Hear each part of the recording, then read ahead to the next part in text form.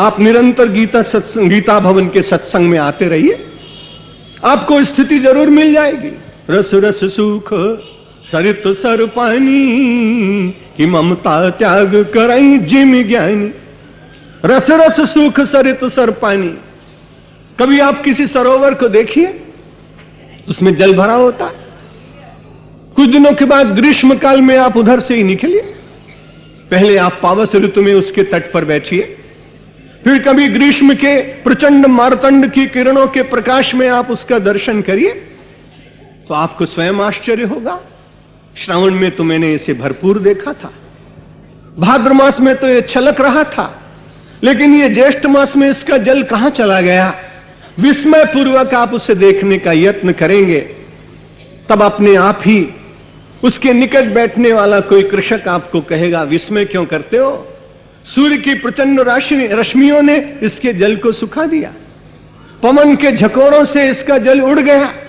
हम और आप भी जब गीता का वाचन करेंगे, रामायण का पाठ करेंगे, तो जन्म जन्मांतर के संस्कारों का जल जो हृदय के सरोवर में भरा हुआ है, विवेक का सूर्य उदित होगा, कुसंस्कारों को शोषित कर देगा, भक्ति का प्रभंजन चलेगा और उसमें से दुष्ट विचार समाप्त हो जाएंगे और आप अपने इष्ट देव का दर्शन करेंगे अथवा अपने को आत्मस्वरूप अनुभव करके आनंद के अधिकारी बन जाए।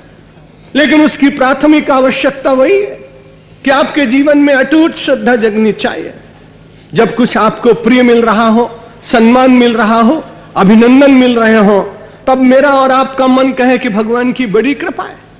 लेकिन जिस दिन कभी अपमान मिल जाए, किसी दिन अपने मन के प्रतिकूल हो जाए, उस दिन तुरंत 50 लोगों से ये कहने बैठे, आजकल भगवान हमसे बहुत नाराज। ये कैसी विचित्र बात। जो परमात्मा कभी किसी से नाराज होता ही नहीं, वो परमात्मा आपसे क्यों नाराज होगा। लेकिन हमारा और आपका स्वभाव जब सब कुछ हमारे मन के अनुकूल होता जाए, तब हम कहते हैं भगवान बहुत प्रसन्न है। लेकिन थोड़ी सी प्रतिकूलता में परमात्मा की अप्रसन्नता का दर्शन करने का जो जीव का स्वभाव पड़ गया है, इस स्वभाव से अपने को धीरे धीरे दूर करने का यत्न करना पड़ेगा। एक दिन में स्वभाव परिवर्तित होता नहीं।